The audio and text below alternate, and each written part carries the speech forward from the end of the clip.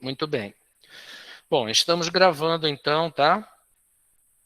Então, vamos recapitular. Ontem nós fizemos um panorama daquilo que estava acontecendo nas 13 colônias americanas, né? Então, nós vimos que havia alguns fatores que eram motivo de preocupação e de tensão nas colônias. E esses fatores acabaram por causar certa apreensão no Thomas Paine, assim como no Benjamin Franklin e no Thomas Jefferson, porque eles se questionavam como eles iam poder declarar uma independência se no próprio território havia tanta discrepância, tanta coisa divergente. Então, nós vimos que havia fatores geográficos, econômicos, sociais, culturais, escolares, né? Que poderiam, de certa forma, complicar essa independência. Mas, mesmo assim, eles decidiram que era hora de fazer a independência, tá? E aí surge o próximo período, né, o período sequente na literatura americana, que é conhecido como período pós-colonial, tá? Ou período pós-independência, certo? Então, esse é o segundo período. Aí, o que é que aconteceu? Olha, quem foi encarregado de escrever essa declaração da independência foi o Thomas Jefferson. Foi ele que escreveu o texto.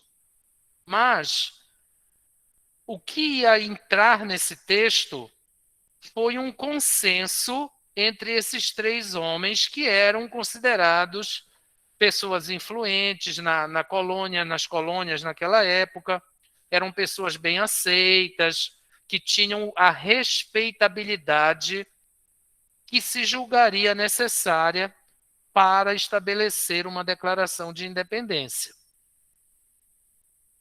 Eles tinham um problema, que eram esses fatores de divergência, como eu falei ontem para vocês, tá? Que foi o que motivou aquela obra do Thomas Paine, certo? Chamada Common Sense. Quem não teve oportunidade de vir para a aula ou de assistir a aula ontem, depois dê uma olhadinha lá no vídeo da aula que já está na plataforma, tá? Mas o Thomas Paine ele tinha essa preocupação. Por isso ele escreveu a obra Common Sense, como nós vimos ontem. E isso causou uma certa discussão entre esses três homens, tá? O Thomas Jefferson, o Benjamin Franklin e o Thomas Paine. Porque eles precisavam elaborar uma declaração de independência que fizesse as divergências se tornarem convergências. Quer dizer, que elas, apesar das diferenças continuarem a existir, que eles pudessem fazer tudo convergir para um ponto de equilíbrio. E aí, eles surgiram com essa ideia brilhante, tá? Como eu falei para vocês. Então, olha, vocês estão vendo aí, daqui a pouco eu vou mostrar num outro material para vocês, né? E talvez seja um pouco mais claro, mas vocês estão vendo aqui, ó, que a Declaração de Independência não é um livro, tá? É apenas uma página, que foi uma coisa absolutamente simples e que ficou lá exposta, ela continua exposta lá no Forte em Filadélfia, tá? Que é conhecido como Forte do Sino, onde essa declaração foi escrita e anunciada para as colônias. E qual foi essa solução que eles encontraram? Olha, Vejam o texto que está ali escrito. Isso é uma parte da Declaração de Independência, a parte mais importante. E ela diz assim: We hold these truths to be self-evident.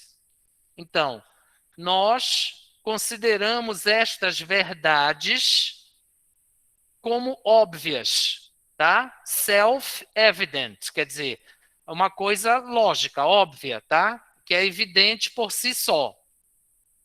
E quais são essas verdades? That all men are created equal. Então, todos os homens são criados de maneira igual, quer dizer, ninguém é diferente de ninguém. That they are endowed by their creator with certain unalienable or unalienable rights. Então, que eles são presenteados, né, são nominados pelo Criador com alguns certos, né, direitos inalienáveis. Então vejam, olha, primeira coisa, todos os homens são criados iguais, quer dizer, todo mundo é igual, ninguém é diferente de ninguém. Aí vocês procurem lembrar daquilo que nós conversamos ontem. Havia vários exemplos de discriminação dentro das colônias. Então, ó, todo mundo é igual. Essa é a primeira coisa. Todo mundo nasce igual e é igual. Ninguém é diferente de ninguém. E essas pessoas recebem do Criador alguns direitos que são inalienáveis e que hoje são conhecidos como direitos fundamentais. Claro que passaram a ter outra redação, né, foram expandidos e tal, mas é isso que está lá. E, então, certain unalienable rights that among these, quer dizer, entre estes direitos, are life, então todo mundo tem o direito à vida, liberty, liberdade, and the pursuit of happiness. Então, todos os homens são iguais, ninguém é diferente, todo mundo recebe do Criador, tá? Ou todo mundo, quando nasce, nasce com alguns direitos fundamentais. Quais são? Liberdade, tá? A vida, quer dizer, a liberdade e o direito à vida e pursuit of happiness, tá? De você buscar a felicidade. Então, todo mundo tem direito à vida, à felicidade, à prosperidade, à paz, o direito à expressão, o direito de ter uma religião, e aí vocês vão abrindo o leque, tá? Mas eles acharam aí uma solução maravilhosa para aquelas diferenças todas. Então, olha, todo mundo quando nasce é igual, ninguém é diferente. Claro, homem e mulher, mas todo mundo é igual. E todo mundo tem o direito de ser vivo, quer dizer, direito à vida, né? Então, você não pode, por exemplo, matar um filho porque não gostou da cara dele. Então, todo mundo tem o direito à vida, tem o direito à felicidade, tá? A busca pela felicidade e a liberdade. Quais são essas liberdades? Vamos lembrar de ontem. Liberdade de expressão, liberdade de fé e liberdade de religião. Então aí ficou todo mundo no mesmo buraco, né? Ficou todo mundo na mesma bolha. Tá? Lembrem de ontem. puritanos, anglicanos, luteranos, índios, africanos, tudo era diferente. Se passassem a obedecer à Constituição ou à Declaração de Independência, as diferenças continuariam, mas todo mundo dentro do mesmo limite. Então, se ela é macumbeira, eu tenho que aceitar que ela é macumbeira. Eu não posso matar ela porque ela é macumbeira. Se ela é africana, ou se ela tem uma religião afro ou uma religião indígena, ela tem o direito a ter essa religião. Tá? Os puritanos têm o direito deles lá de pensar como eles pensam, que tem que punir para poder corrigir. Então eu não posso dizer assim, olha, mata todos os puritanos porque eles estão errados. Então, eles conseguiram, em poucas palavras, trazer todas as diferenças para um ponto central de equilíbrio. E aí foi aquela maravilha, né? Somos independentes. A independência foi, então, declarada, tá? E nesse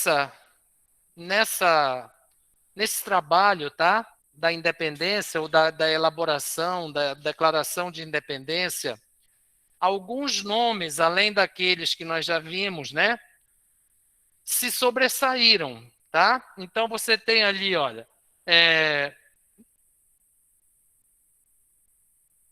você tem ali, ó, o James Madison, o Alexander Hamilton, o John Jay, o Thomas Jefferson, que foi quem escreveu, tá? Não foi só ele que bolou a declaração, como vocês viram ontem, estão vendo aí agora. Mas foi ele que escreveu. E um outro cara chamado ali William, então W, Hill, H, Brown. Então o nome do cara aí é William Hill Brown. Este cidadão aí é o autor da obra literária mais importante do período pós-colonial, que nós vamos já discutir, tá? Então vocês estão vendo aí que várias personalidades influentes das colônias trabalharam pela independência. Os principais nomes nós já vimos ontem, é o Thomas Jefferson, o Benjamin Franklin e o Thomas Paine. E depois da independência, nós temos o William Hill Brown, que é esse cidadão ali na última figura, tá? Foi ele quem escreveu a principal obra e nós vamos já entender o porquê e o que era que ela significava, tá? E esta obra, ela é chamada The Power of Sympathy. E também recebeu o nome de, ou recebeu o título de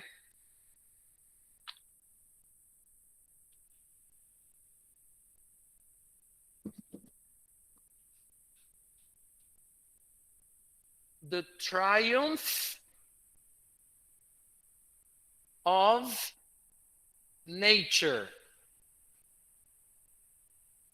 Tá? Então, essa obra, ela teve dois nomes, certo?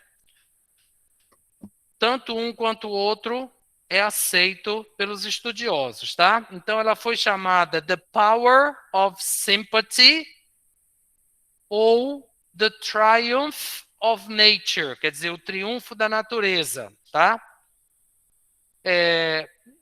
Sympathy aí significa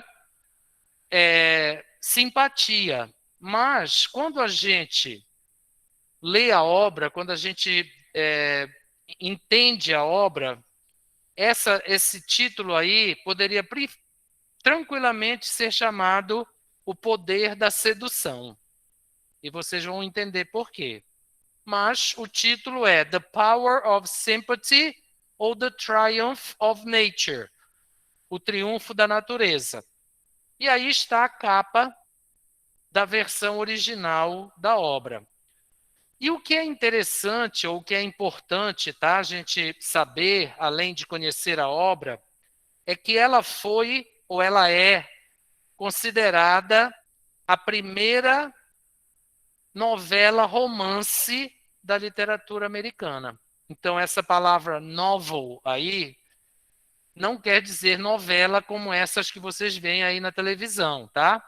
É romance, tá? A palavra novel significa romance. Então, esta obra aí do William Hill Brown é considerada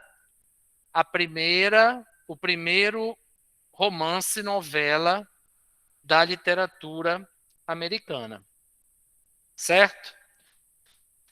Entenderam?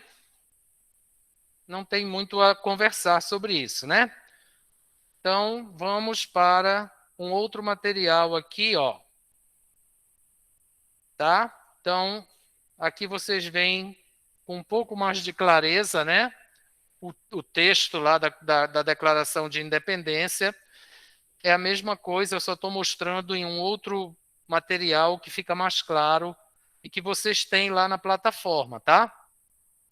Então, tá ali o texto, ó. Tá ali a Declaração de Independência, tá? E aqui vai o que eu estava dizendo para vocês lá no outro material, certo? Bem, o que aconteceu então? Vamos pensar aqui nós todos antes de nós começarmos a discutir a obra, tá?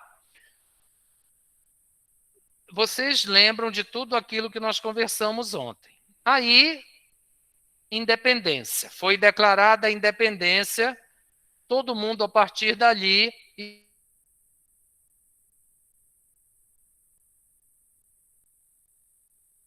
princípio fundamental da Declaração da Independência dos Estados Unidos.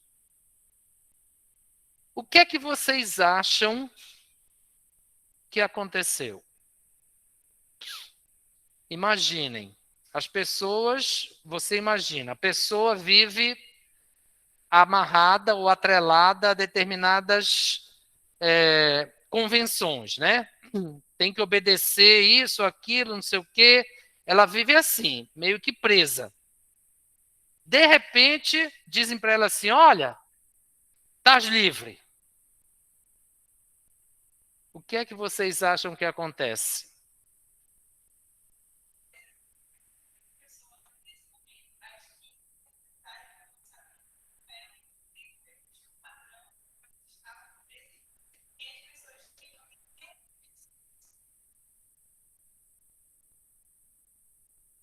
Pronto. Tá? Quer dizer, tem aquelas que devem. Aconteceu de existir aquelas que diziam assim: não, tá bom, mas eu prefiro ficar como eu estou, porque eu acho melhor. E aquelas que ficaram desorientadas, sem saber o que fazer com aquela independência. E ainda assim, havia um terceiro grupo, tá? Que foi o grupo que resolveu formar núcleos independentes. Então, não é independência, a gente não está livre, então a gente pode formar outros núcleos. E aí, gente, vocês imaginem, tá? Eu já fiz essa comparação, vou fazer de novo. Você é solteiro, tá? Ao inverso, né? Você é solteiro, tem liberdade. De repente você casa, resolve casar. Aí você passa a ter que obedecer uma série de outros limites. Agora vocês pensem ao contrário, você é casado, tem todos esses outros limites. Aí separa. Chega alguém e diz assim: olha, estás livre. Aí a pessoa endoida, né? O que é o normal, né? Vocês já devem ter ouvido aí falar assim: olha, não casa, aproveita a vida de solteiro, que é a melhor coisa do mundo, não é que as pessoas falam assim? E aí, gente, foi o que começou a acontecer nas colônias, tá? Só que as pessoas, quer dizer, elas eram casadas, né? Vamos dizer, elas tinham aquelas convenções todas sobre as quais a gente falou ontem. Aí chegou alguém e disse, olha, vocês estão livres. Aí elas começaram a tentar aproveitar essa liberdade. Só que aí os problemas também aparecem, né? Porque as pessoas ficam perdidas, desorientadas, certo? Aí, de repente, começam os exageros, não é isso? As pessoas passam a se achar donas do mundo. Eu sou livre, então posso fazer o que eu quiser. Então, de certa forma, logo no início ou nos primeiros momentos dessa declaração, dessa pós-independência, né, o tiro saiu pela culatra. Quer dizer, aquela preocupação toda que o Thomas Paine demonstrou acabou acontecendo, certo? Por quê? Porque as famílias começaram a se formar de outra maneira, sobre outro prisma. As pessoas começaram a se misturar, né? Então, puritano com índio, com não sei o quê, as pessoas começaram a criar núcleos livres. E, junto com isso, uma sociedade que começa a se formar tem a liberdade, porém, essa liberdade traz consigo alguns problemas, tá? E o William Hill Brown visualizou isso. Então, vamos dizer que, de certa forma, o William Hill Brown tomou o lugar do Thomas Paine no pós-independência. E aí, observando a realidade, ele criou um romance, que vocês sabem que é uma ficção que retrata algum fato da realidade. Então, o que é a literatura? O que é o autor literário? Ele observa um fato e, em volta daquele fato, ele cria uma ficção. E foi isso que o Brown fez, tá? E aí, quando vocês discutirem daqui a pouquinho a obra, vocês vão entender por que ela recebeu este nome, tá? Então foi isso que aconteceu. As colônias passaram a ser livres da coroa e passaram a criar a própria vida, a criar os próprios passos, a criar as próprias relações sociais, econômicas, financeiras, culturais, de família. E o Brown observou tudo isso e disse assim, olha, esse é o maior problema. Vou criar aqui uma novela de ficção para mostrar isso para todo mundo, até para chamar a atenção. Certo? Alguma pergunta, gente? Até aqui? Eu não sei se está dando para vocês visualizarem esse retrato, tá? Mas é assim, estava todo mundo casado, todo mundo preso. Era aquele casamento que prendia, né? Que não deixava a pessoa se mexer muito. Aí chegou alguém e disse, divórcio, separa, está todo mundo livre. Aí esses livres começaram a fazer algumas besteiras, tá? E uma dessas besteiras foi retratada na obra do Brown, que são besteiras inerentes a essa vida em sociedade, e vocês vão poder me dizer se vocês concordam ou não concordam quando a gente discutir agora a obra, Tá bom? Vocês aí no remoto, alguma dúvida, gente? Alguma pergunta? Não, professor, tudo certinho. Não, Tudo professor. tranquilo. Beleza. Então, vamos. Eu vou parar aqui essa apresentação e vamos ver a obra, tá? Vocês não precisam se preocupar, porque esse material está lá na plataforma, tá? Vocês vão ver isso, tá? Lá. Muito bem.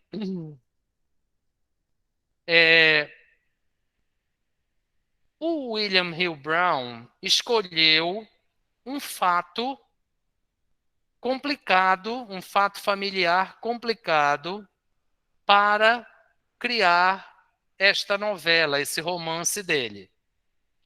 E isso, tá? Esse fato foi o que nós, ou é o que nós conhecemos hoje por incesto. Então, a primeira pergunta que eu gostaria de fazer para vocês é se vocês acham que isso é algo atual. Então, se nós lêssemos o romance, tá? Como é que nós conseguiríamos trazer esse romance para a nossa atualidade? Existe incesto hoje? Existe, né? Existe até bastante, né?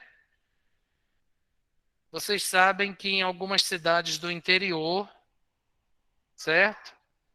Os avós, né? Os padrastos acabam por perder a cabeça, né? Com as enteadas ou com as netas.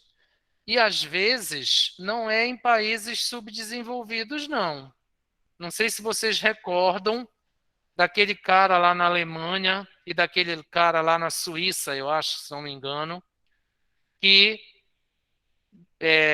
tinha lá a esposa, que era filha dele, em cárcere privado, num porão lá da casa, trancada, né? E ele violentava essa moça frequentemente. E aí acabou tendo 9 filhos com ela. Quer dizer, 9 netos, filhos netos, né? Que são ou que foram fruto de incesto. E aí até que alguém denunciou, aí a polícia prendeu, enfim. No caso do William Hill Brown, da obra dele, a coisa foi um pouco mais trágica, tá? E o que é que aconteceu na obra? O que é que ele retratou na obra? Havia um pai, tá, que tinha uma filha e um filho que era adotivo. Então ele nunca disse nem para um nem para outro que eles não eram irmãos. E acabou que os dois acabaram tendo um romance. Então ela se apaixonou por ele por ela, né? E o pai não sabia. Eles tinham esse romance escondido. E aí mantinham relações, e enfim, tudo que é inerente a um relacionamento entre um homem e uma mulher. E aí eles resolveram um dia que eles iam assumir isso, que eles iam casar ou iam assumir isso, porque não queriam mais ter esse relacionamento escondido. E aí o pai descobriu. E aí ele resolveu contar que eles eram irmãos, mas não disse que eles eram meio-irmãos. Disse que eles eram irmãos, que eles não podiam casar porque eles eram irmãos. E aí, o final é aquele lá do Romeu e Julieta que vocês conhecem, tá? Todo mundo morre, todo mundo se mata, E aí foi a solução encontrada para acabar com o problema. No romance. No romance. Qual é a ideia, ou qual foi a ideia do William Hill Brown? Foi mostrar para aquela sociedade que, junto com a liberdade, poderiam advir uma série de problemas graves e que, portanto, a sociedade precisava ter cuidado e obedecer a algum tipo de governo, que era aquilo que o Thomas Paine chamava atenção anteriormente. Então, o que o William Hill Brown quis dizer com essa obra, dizer, olha, tudo bem, mas lembrem que vão existir problemas graves ou não graves e que vão precisar de algum tipo de código para resolver. Tem que haver algum tipo de controle ou de orientação para resolver esses problemas que vão acontecer, tá?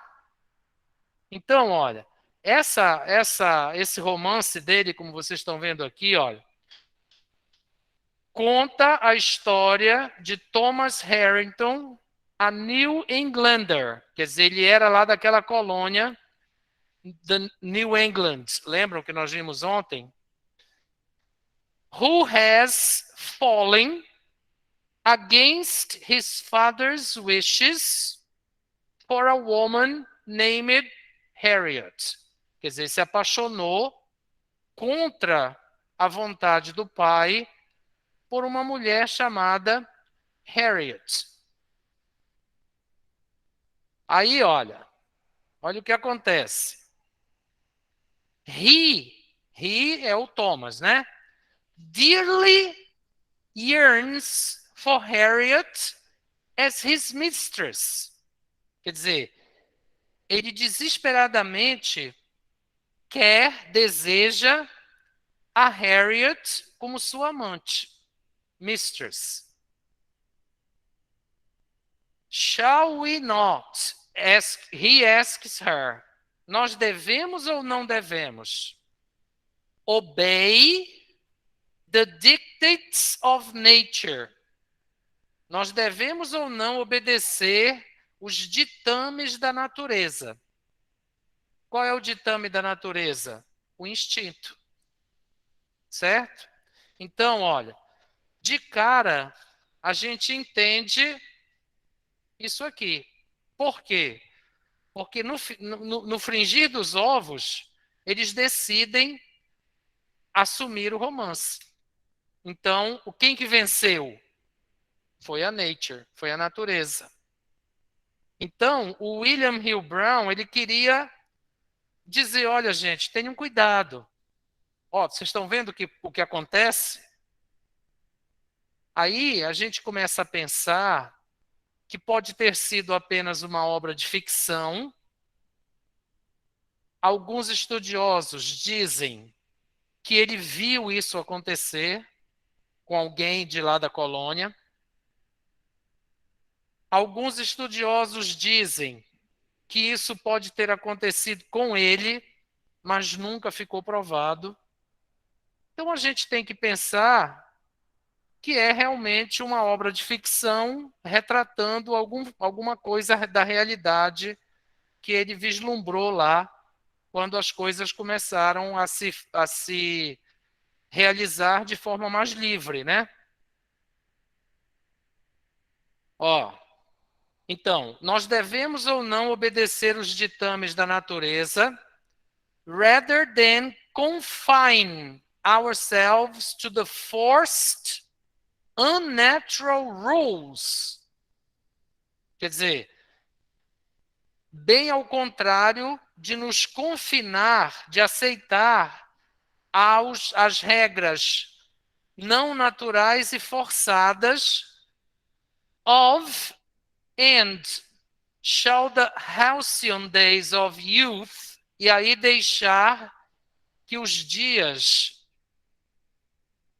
confusos, essa palavra aqui, olha, halcyon, quer dizer confuso, atrapalhado, que acontece mais por impulso da natureza, escorregar pelos nossos dedos sem que nós aproveitemos. Quer dizer, nós devemos obedecer à natureza, tá? E aí vai, né? Ou a gente vai deixar os anos da juventude escorrerem pelos nossos dedos, pelas nossas mãos, sem aproveitá-los.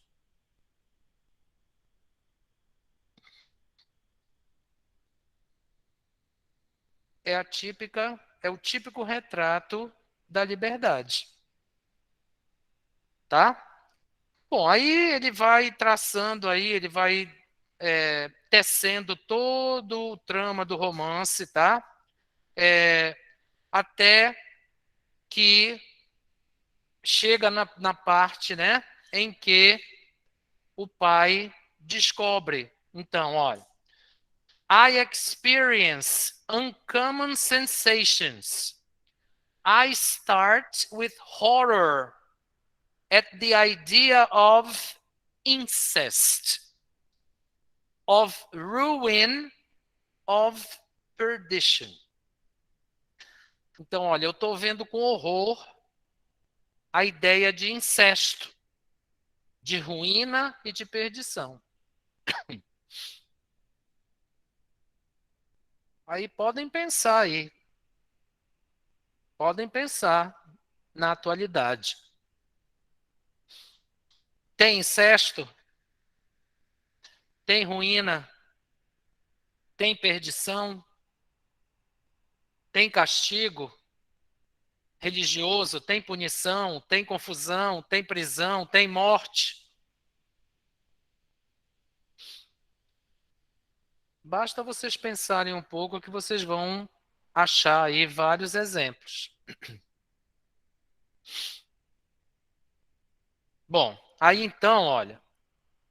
Disconsolate, desolado, Thomas decides to quit his life.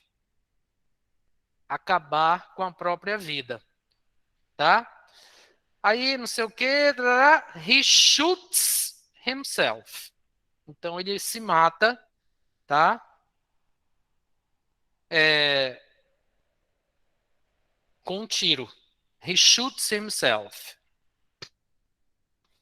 E aí ele é encontrado no meio de uma poça de sangue, tá?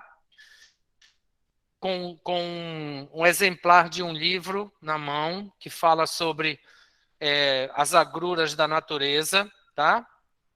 E aí vem a análise, então, vamos dizer assim, mais propriamente dita. Eu vou ler só esse parágrafo para a gente discutir.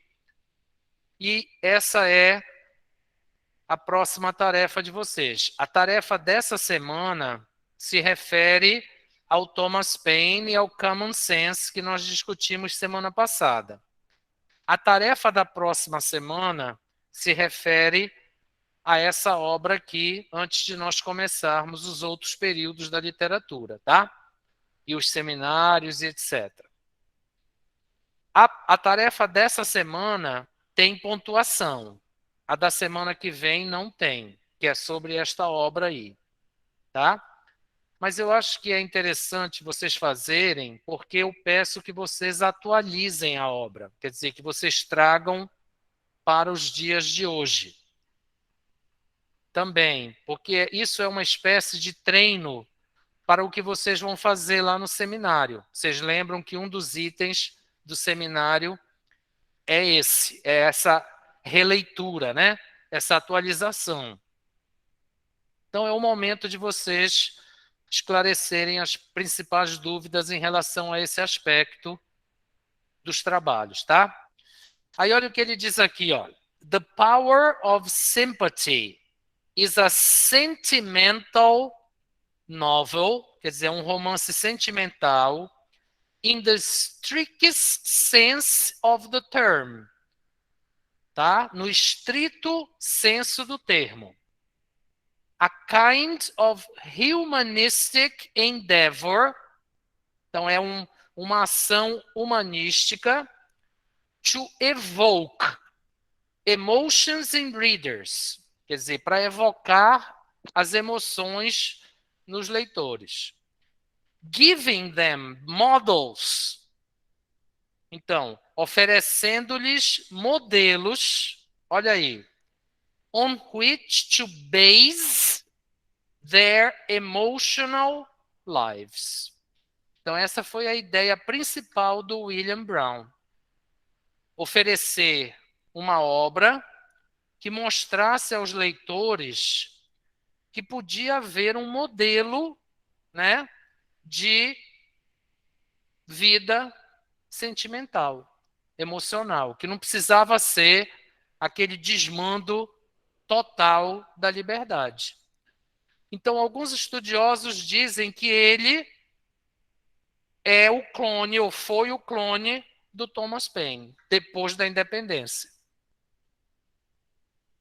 It was crucial in the second half of the 18th century. Então, foi crucial na segunda metade do século XVIII to allow yourself, permitir-se to be whipped, ser levado, né, ser arrebatado into an emotional ladder, por uma escada emocional, quer dizer, você ser arrebatado pela ascensão emocional. Showing your feelings, mostrar os seus sentimentos, era uma marca de caráter.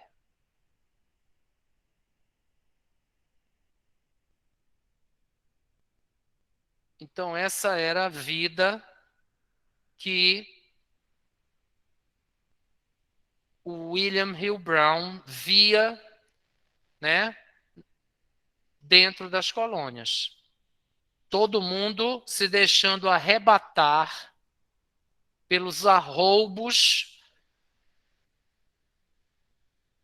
da sua própria natureza. E vocês sabem, né, que isso é uma coisa histórica, certo? Isso vem desde os primeiros momentos da humanidade. Os instintos naturais, muitas vezes, se sobrepõem ao equilíbrio emocional. E aí a pessoa entra em parafuso. Certo? Então, antes de nós finalizarmos a nossa discussão, eu queria pedir que vocês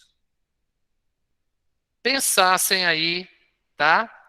Fizessem uma reflexão. Se vocês quiserem fazer em dupla, pode fazer, ou individual. Eu quero que vocês escrevam um parágrafo fazendo uma atualização dessa obra, dessas coisas que nós acabamos de ver aqui, para uma realidade que vocês conheçam.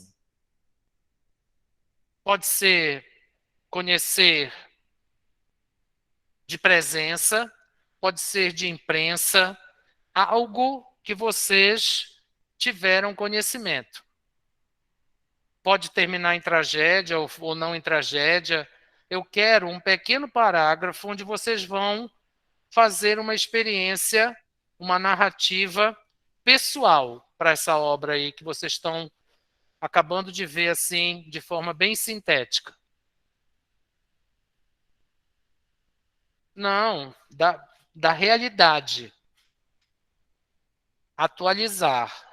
Da atualidade, da realidade. Ou que vocês tenham tido conhecimento. Vocês aí do remoto entenderam o que eu estou pedindo?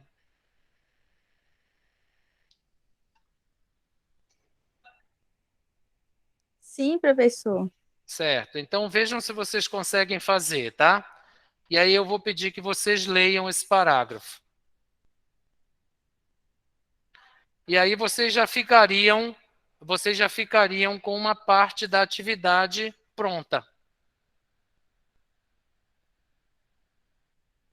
Não vão, não vão contar nenhuma fábula nem nenhuma lenda, tá?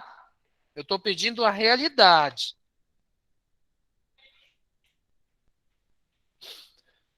Por favor, não vão falar em Comendador José Alfredo, nem Maria Marta, né?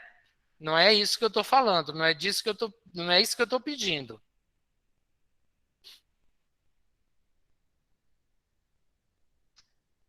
Não precisa ser um parágrafo, tá ótimo.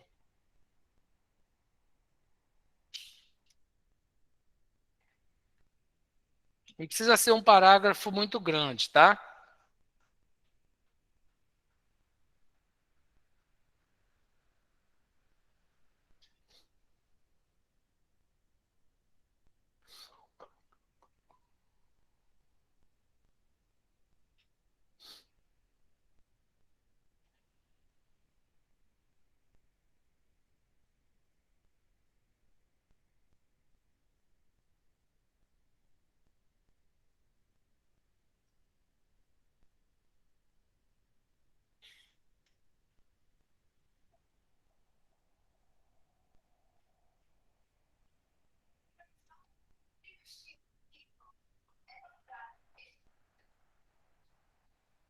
Não,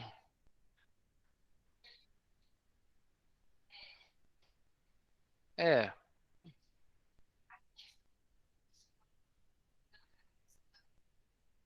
inventar uma história da vida real. Agora, agora eu fiquei meio confuso.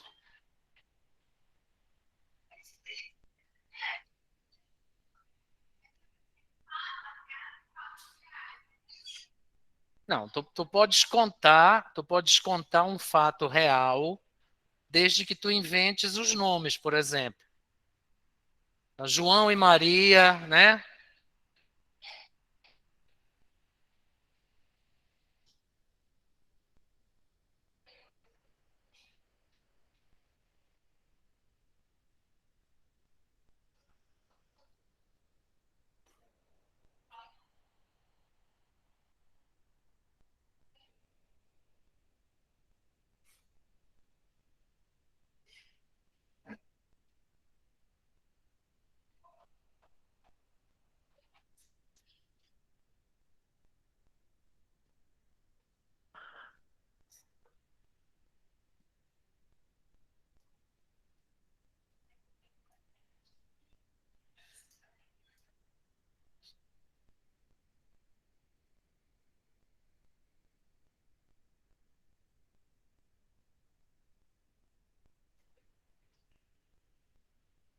Olha aqui, ó. To add, to add to the sex appeal, sympathy was based on true events. Então, eventos reais. As a film adaptation might say. Ó, two of Brown's neighbors had been embroiled in a nearly identical scandal. Quer dizer, isso é o que os estudiosos concluíram, tá? Que foram vizinhos dele, então ele viu aquilo tudo acontecer e aí.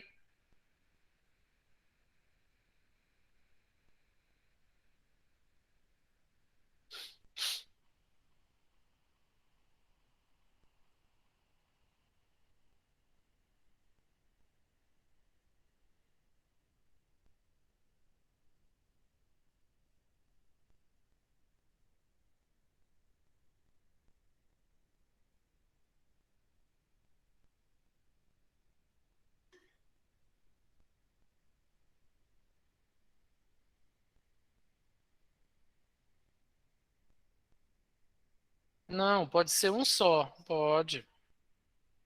Vê aí qual é o mais picante e esse escreve.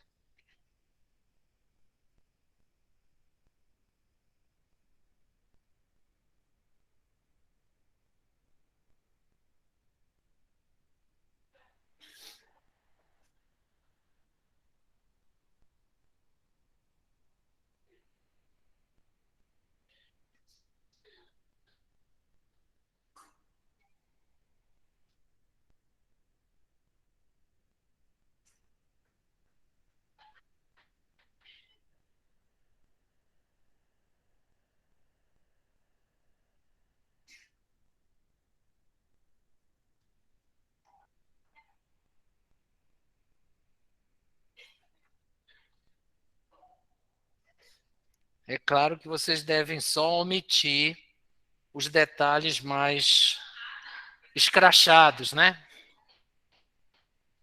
Os detalhes mais imorais vocês deletem.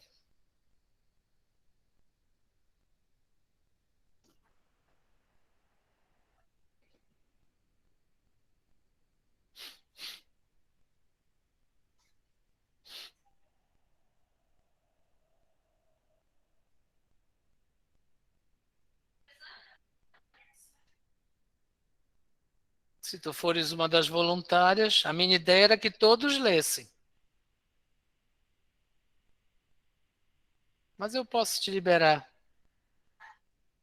de ser a primeira.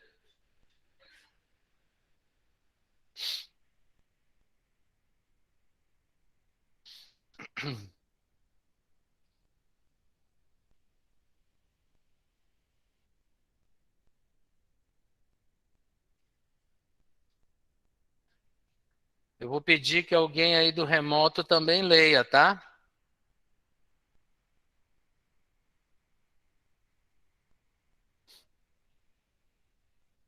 Professor, não estou conseguindo pensar em nada. Não é possível, Rayana. Não, só para ler. Você vai colocar, se você quiser, isso lá na tarefa quando você postar. E aí você já fica com esse final pronto.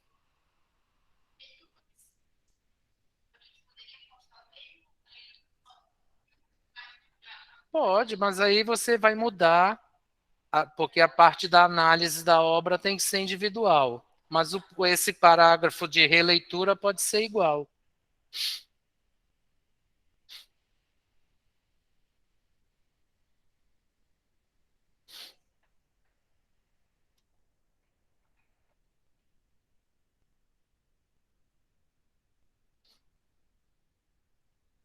Já?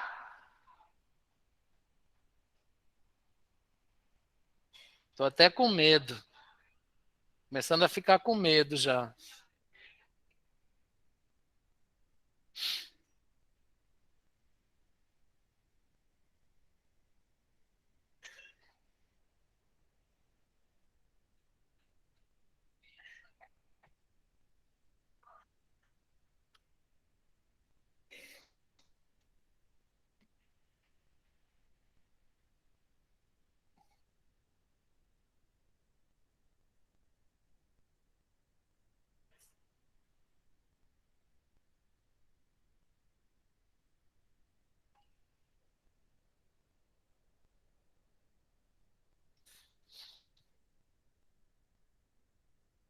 Tem algum voluntário? Aí no remoto, tem algum voluntário? Senão vou ter que chamar. Fulano. Não, professor. O quê? Não tem voluntário?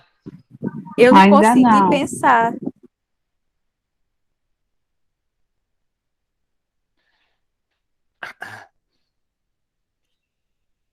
Professor, não sei como ficou, mas eu fiz um negócio aqui, eu escrevi um Oh, pedacinho. então, mande lá. O Adriano vai ler o dele. Vai lá, Adriano. É sério? É pra ler? Claro. Tá, bora lá. Cerca de 10 anos atrás, na Áustria, um homem casou-se com a sua própria filha contra a vontade dela e a trancafiou no porão de sua casa, que era um abrigo de guerra, e com ela mantinha relações sempre e tiveram muitos filhos decorrentes desses abusos. Tempos depois, a polícia descobriu o que acontecia porque uma de suas filhas netas precisou ir ao hospital e lá os médicos notaram que ela tinha deficiência de vitamina D porque ela não tomava sol. Perfeito. Porque ela não tomava sol. Então, investigaram, o homem foi preso e ele ficou conhecido como o monstro austríaco e a sua filha e suas filhas netas tiveram os devidos acompanhamentos psicológicos por conta do trauma gerado por essa grande tragédia que horrorizou não somente a cidade onde ocorreu, mas também todo o país austríaco, assim também como o mundo inteiro.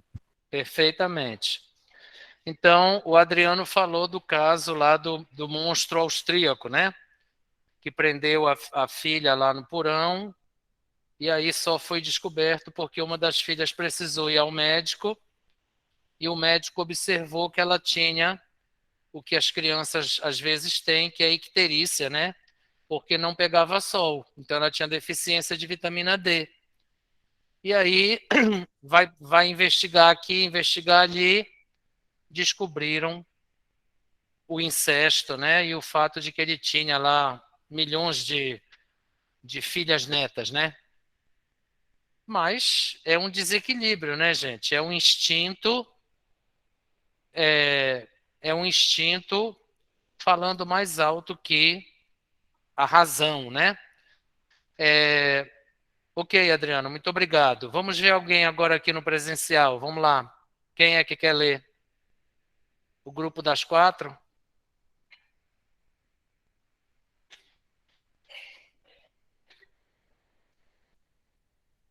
Só uma leitura, só um exemplo. Vamos lá, alguém que queira ler. Vai, lê.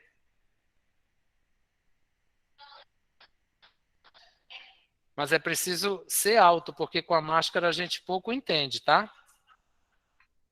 Eu estou calmo.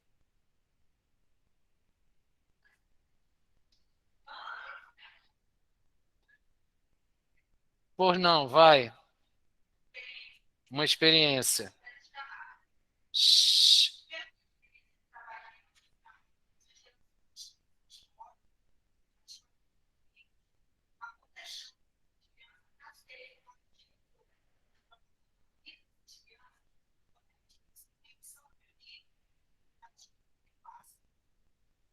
Perfeitamente. Tu trabalhas na Santa Casa?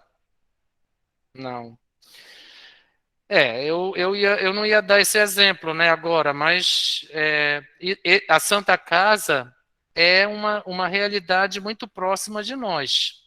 Se vocês um dia tiverem uma oportunidade, vocês vão ver que existem adolescentes que foram violentadas, às vezes pelo padrasto, às vezes pelo próprio pai, tá? Vocês até agora não mencionaram um fato que foi bem recente, que não foi necessariamente incesto, mas que ficou perto disso e que também mostra essa pujança do instinto da natureza, do instinto sobre a razão. Mas eu vou já mencionar. Mas a Santa Casa é a vizinhança do William Brown. Tem de tudo lá. Vocês vão ver, às vezes, adolescentes de 10 anos, 11 anos, grávidas, vítimas de estupro, de incesto, tá? Às vezes a mãe chega e diz assim, olha, eu, eu não quero essa criança, mas não tem como, né? Então acaba tendo o filho e aí a mãe vai ser mãe-avó, se for o caso, né? Bem, vocês querem ler o de vocês? Mas será que é tão complicado assim? Fofinha?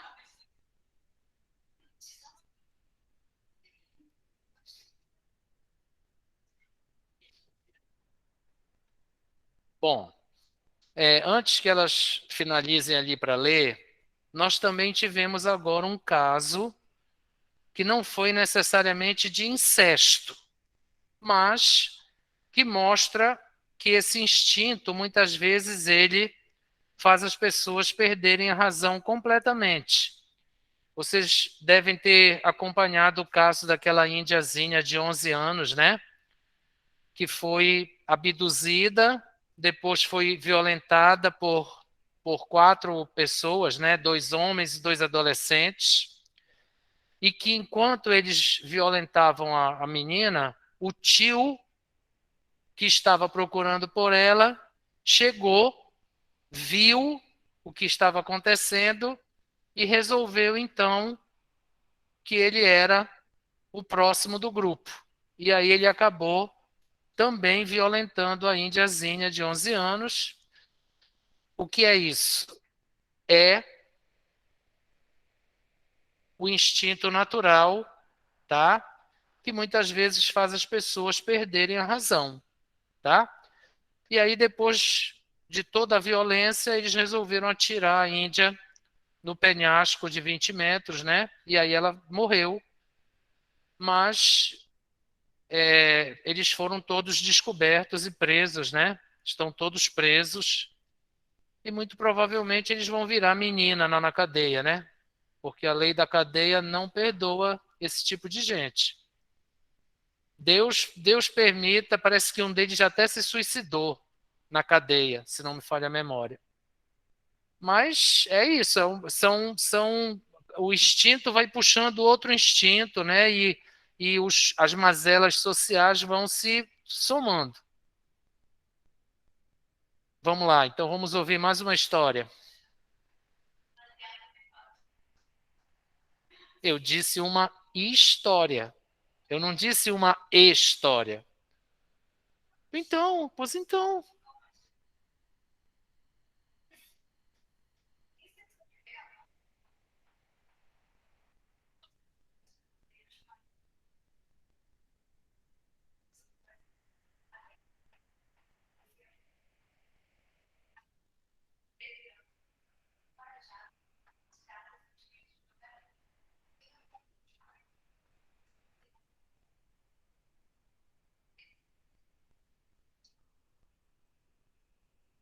Muito bem.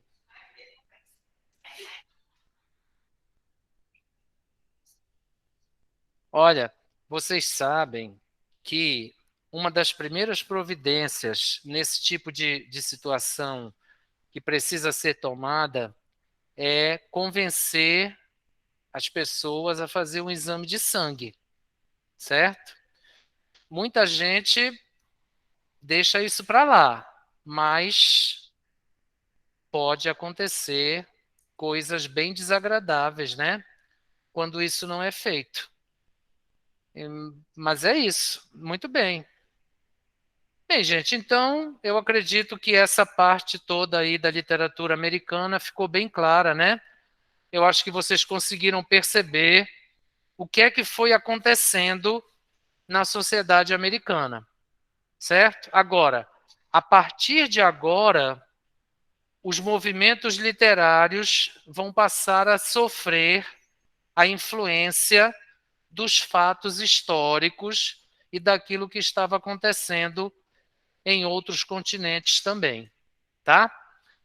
Bem, eu vou colocar lá na plataforma ou no grupo ou as duas coisas a tabela com os seminários e com os grupos que me foram passados, tá?